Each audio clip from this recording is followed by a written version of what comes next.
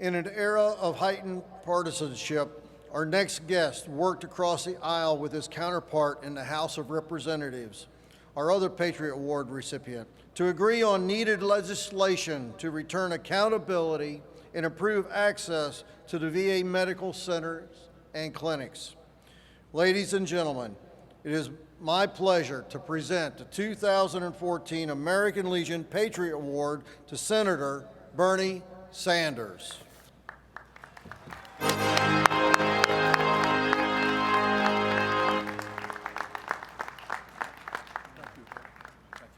The American Legion Patriot Award is presented to Senator Bernie Sanders for your leadership as the chairman of the U.S. Senate Veterans Affairs Committee.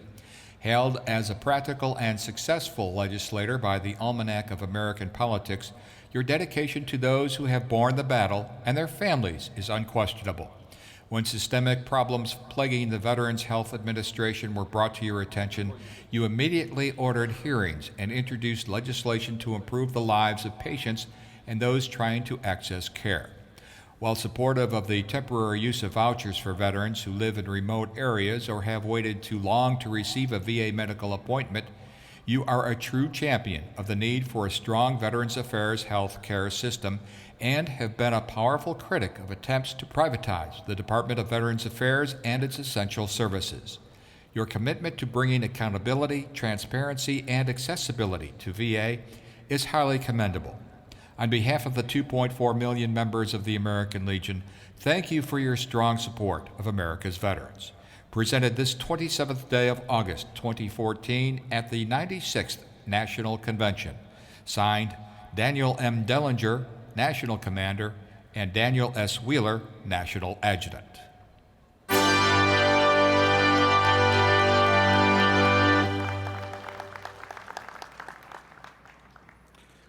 Commander Dellinger, thank you very much for this wonderful award, which I will cherish.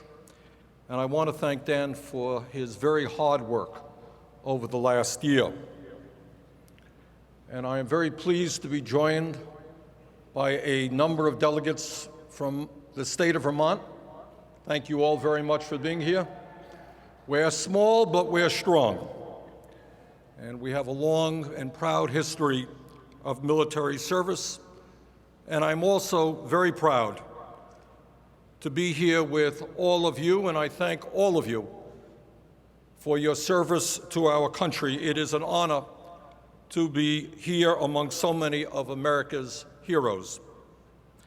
As the largest veterans service organization in the nation, the American Legion plays an enormously important role in a number of areas. Your staff and volunteers do an extraordinary job assisting veterans all across this nation with disability claims, job searches, and educational needs. In Washington, the American Legion does outstanding work with the Senate and the House Veterans Committee on legislation and in helping us understand the needs and the priorities facing millions of veterans.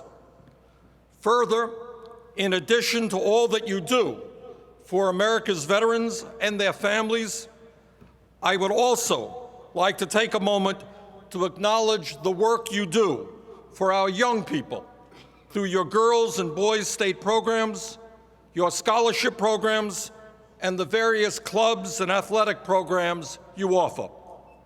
At a time when too many kids throughout this country are hanging out on street corners with nothing to do, your efforts are much appreciated. I would much rather see the kids of this country playing basketball and baseball rather than doing drugs or getting into crime, and your efforts are making a big difference in that direction. Thank you.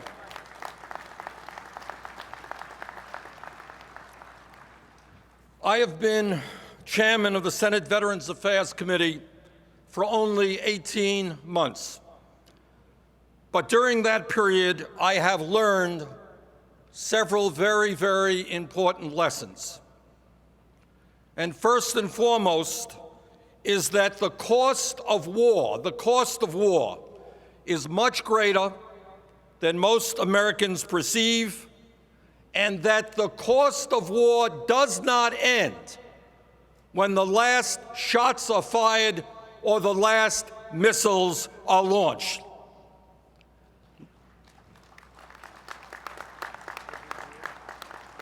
Let us all be very, very clear. The cost of war continues until the last veteran, and that could be 70 or 80 years after his or her service. The cost of war continues until that veteran receives all of the care and all of the benefits that he or she has earned.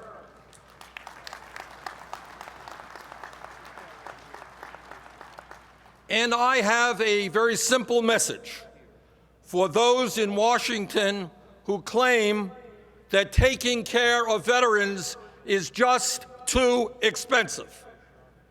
If you are not prepared to provide the health care and other benefits that veterans have earned, then don't send them to war in the first place. Taking care of veterans is a cost of war. Now, here is a very simple political truth.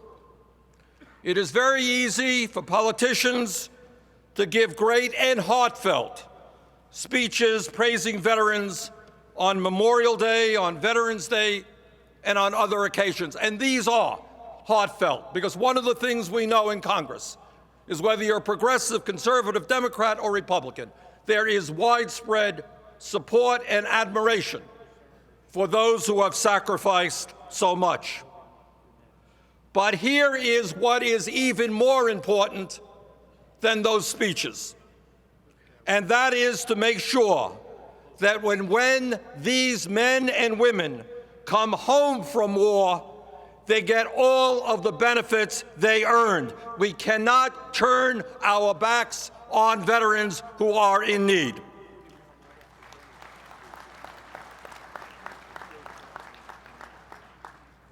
We are all familiar with the enormous sacrifices made by the men and women and their families, those who fought in World War II, Korea, Vietnam, other conflicts. Let me just for a moment, touch upon the recent wars in Iraq and Afghanistan and what those wars have cost us in human terms. Almost 7,000 brave men and women lost their lives in Iraq and Afghanistan, 7,000 who never returned. And that is the deepest cost of war. But hear this, the cost of war is also some 500,000 men and women coming home from those wars with post-traumatic stress disorder or traumatic brain injury. 500,000. The cost of war is the many service members coming home without legs, without arms, without eyesight or hearing. The cost of war is a tragically high rate of suicide among the men and women who served in those wars. The cost of war are too many veterans coming back from the wars unable to find jobs and unable to get their feet back on the ground financially. The cost of war are high divorce rates and the impact that family stress has on the lives of the children. The cost of war is young widows having to rebuild their lives without the person they married and loved. These are some of the true costs of war, costs which are felt by veterans and their families every single day, year after year after year.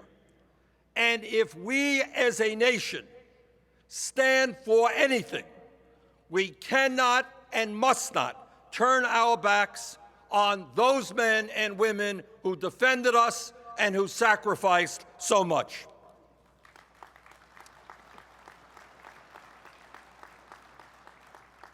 Now, as many of you know, and as you've just heard, Congress accomplished something significant a few months ago, and something that does not happen very often these days. We passed legislation. An unusual occurrence. The House and the Senate voted in overwhelming bipartisan numbers to pass, and President Obama signed into law, the Veterans Access, Choice, and Accountability Act of 2014. This was, in fact, a true bipartisan effort, and I very much enjoyed working with Congressman Jeff Miller, chairman of the House Veterans Affairs Committee, to make that happen. Now, in my view, this important legislation begins in some significant ways to address major issues facing the veterans community and the VA. It is a good beginning, but in my view, we still have a long way to go, and all of us have got to continue going forward to improve the VA. Now, before I get into some of the key provisions in that legislation, let me touch on a few other measures that the Senate Veterans Affairs Committee worked on successfully. Over the last number of years, there has been a lot of discussion in Washington, and you've seen it on TV, in the newspapers. You've heard it coming from Wall Street. You've heard it coming from big corporate think tanks about the need to enact so-called entitlement reform. Entitlement reform. Now, what everybody in this room should understand is that when people talk about entitlement reform, what they really mean in English is cutting Social Security, Medicare, and Medicaid. That is what they are really talking about. Now, the cuts to Social Security benefits were going to come in the form of a so-called chained CPI, which would have meant significant cuts in the COLAs that senior citizens receive, that people with disabilities receive, and if you can believe it, that disabled veterans receive. Moving to a chained CPI would have cut the benefits of more than 3.7 million disabled veterans, veterans who started receiving disability benefits at age 30 would have seen their benefits cut by over $1,400 a year by the time they reached 45, and on their 65th birthday, these benefits would have been cut by more than $3,200. Moving toward a so-called chained CPI would also have cut the benefits of more than 350,000 surviving spouses and children of those who have lost a loved one. These are benefits that average about $15,000 a year.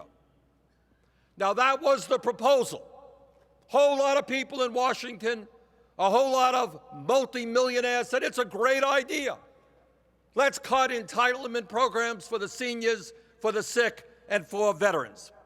But I am very happy to tell you that working with the American Legion, working with the other service organizations, working with senior groups all over this country, we said, no, you are not going to cut benefits for some of the most vulnerable people in this country.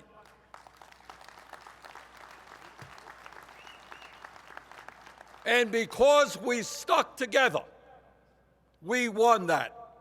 And now the discussion in Washington is not cutting Social Security, but the need to expand those benefits. Further, as many of you know, and some of you perhaps by personal experience, for a number of years the VA used a round down when it sent out monthly checks to disabled vets. You all know what a round down is? It means that if your check that you receive was $399.99. You didn't get the 99 cents every month. And some of us said, no, we're not going to nickel and dime disabled vets.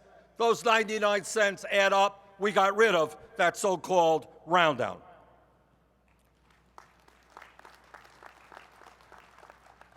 Now let me take a moment to touch on some of the key provisions of the recently passed Veterans Access, Choice, and Accountability Act of 2014, which is one of the more significant pieces of veterans legislation passed in recent history. The simple fact is that tragically, too many veterans in too many facilities across this country were placed on waiting lines that were much, much too long. In some cases, those waiting lists were manipulated or were doctored so that the real length of time veterans waited for care was hidden. Needless to say, that type of activity is abhorrent and is in violation of everything that the VA is supposed to represent. In my view, those people engaged in these dishonest activities must be held accountable and must be punished.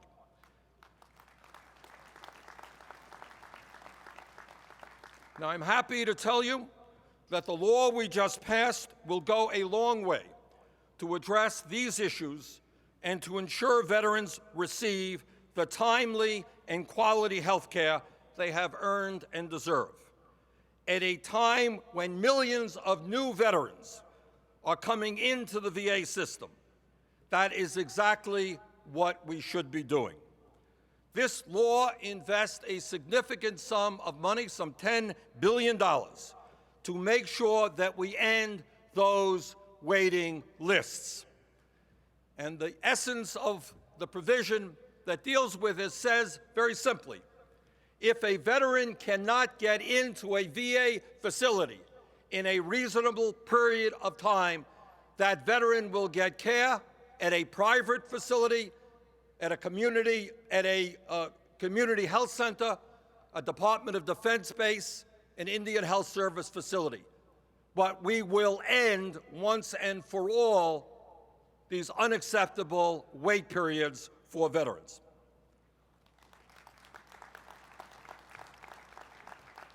Further, this legislation addresses another issue which has been long-standing, and that is in many rural states, we have veterans who live 100, 200 miles away from a VA facility.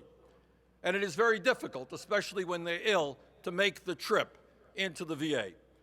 And what this legislation says is under a 3-year trial period, if a veteran lives more than 40 miles away from the nearest VA facility, that veteran also will be able to receive his or her health care through a private physician or a community health center or whatever. Point is, we don't want veterans to have to travel hundreds of miles to get the health care that they need. This law also addresses the very serious issue of accountability. When people at high levels screw up, when they are incompetent, when they are dishonest, the Secretary of the VA should have the ability to fire those individuals. This legislation gives him the tools to do that.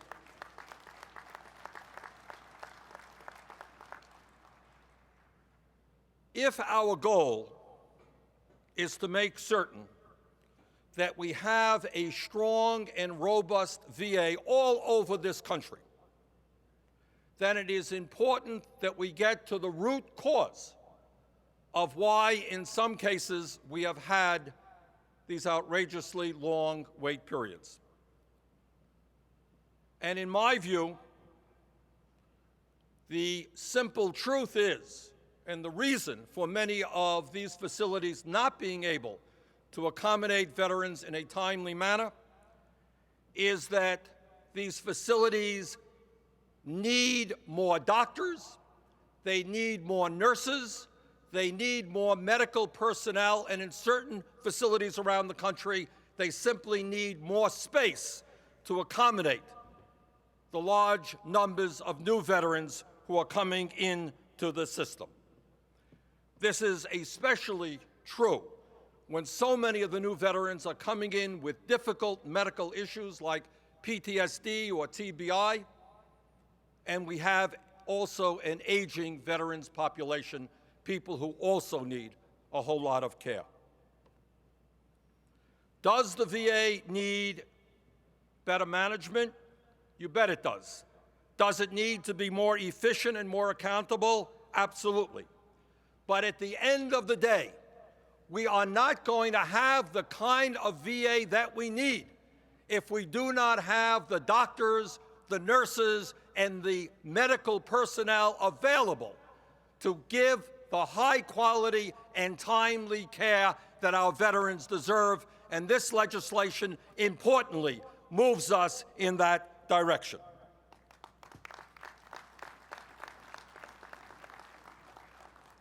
And we are putting $5 billion into improving the capability of the VA in terms of doctors and nurses and medical personnel. This bill also provides $1.5 billion for the VA to enter into 27 major medical facility leases in 18 states and Puerto Rico. In many instances, these leases will improve access to care closer to home and will increase the availability of specialty care in these locations. Will all of this be enough to solve all of VA's problems? Frankly, I doubt it, but it is certainly a good step forward. Now, also included in this legislation are a number of other provisions that the veterans community has asked us to do. Let me briefly touch on some of them. Until this legislation was passed, we had a situation where the widows of soldiers killed in Iraq and Afghanistan could not take advantage of the post-9/11 GI education bill. And that was wrong. These are women who want to rebuild their lives, get an education after the death of their husbands. This bill remedies that situation. Those women and spouses will be able to get an education, and that's the right thing to do. This legislation also addresses an issue that many of the younger vets felt strongly about, and that is that states around the country should be providing in-state tuition to all veterans who are taking advantage of the GI educational bill. This legislation finally addresses that issue. This bill also touches on a very painful issue. And it is no secret to anybody that there is much too much sexual assault going on in the military. This bill provides ample funding for the VA to be able to provide quality care for all of those people, women and men, victims of sexual assault.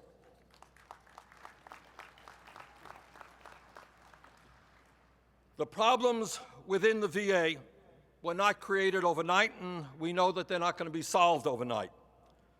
Though significant, this compromise legislation cannot be relied upon to solve all of VA's problems. There is much left to do, and I have no doubt that the American Legion will continue to play a leadership role in addressing the problems facing the VA and the veterans community. However, in the midst of all of the attention recently given to the VA, there is one very important fact that we should never forget, and that is that the VA, as the largest integrated healthcare system in the country, today and tomorrow and on Friday, will be providing healthcare to some 230,000 veterans every single day in every state in this country.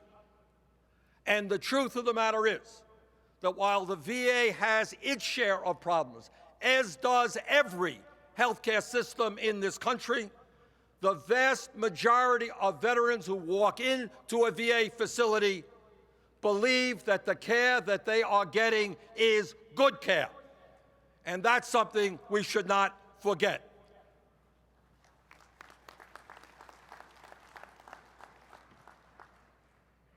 And what our job is, it seems to me, is to address the very real problems that the VA faces, but not throw the baby out with the bathwater. Our job is not to move to the privatization of the VA, it is to strengthen the VA.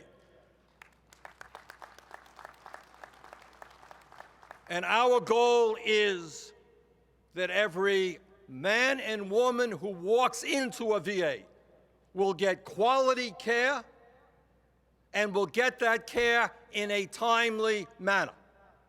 The essential problem, in my view, that faces the VA right now is not a question of quality, which in most cases is good.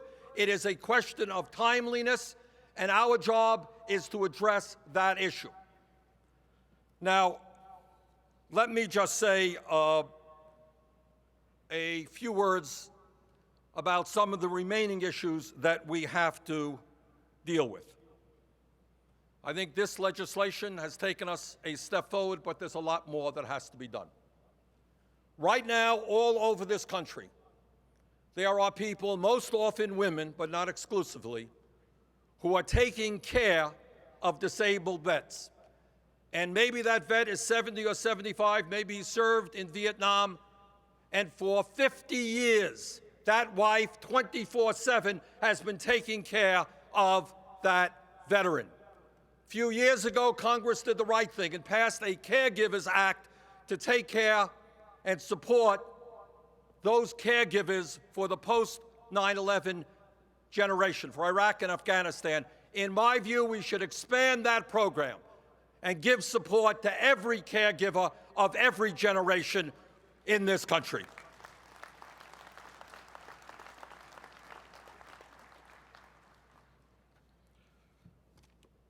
Up to 22 veterans, tragically, every single day commit suicide.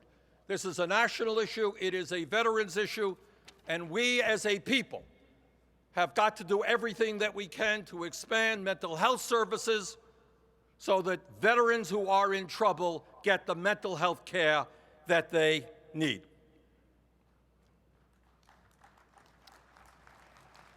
There is another issue that I have felt very, very strongly about, and that is most physicians, most experts understand that dental care is part of health care in general.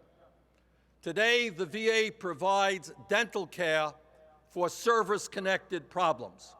In my view, we have got to expand that and make dental care a part of VA health care.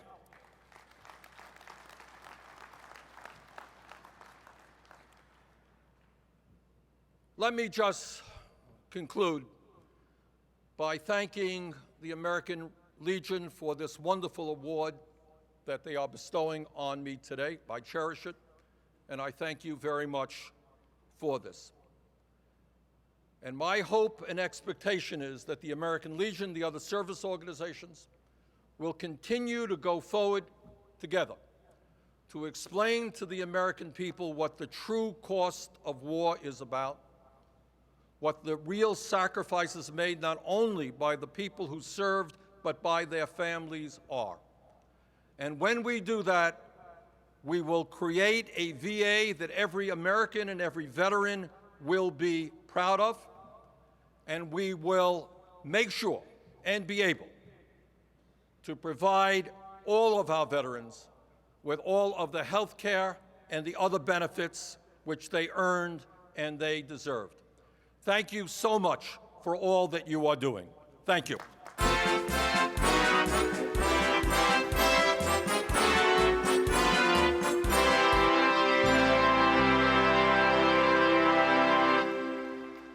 Senator, I'd like to thank you very much for your leadership and your support of veterans. And believe me, I think I can speak on behalf of the 2.4 million members of the American Legion that we will be with you every step of the way. Thank you. Thank you very much, Dan. Thank you. Appreciate it.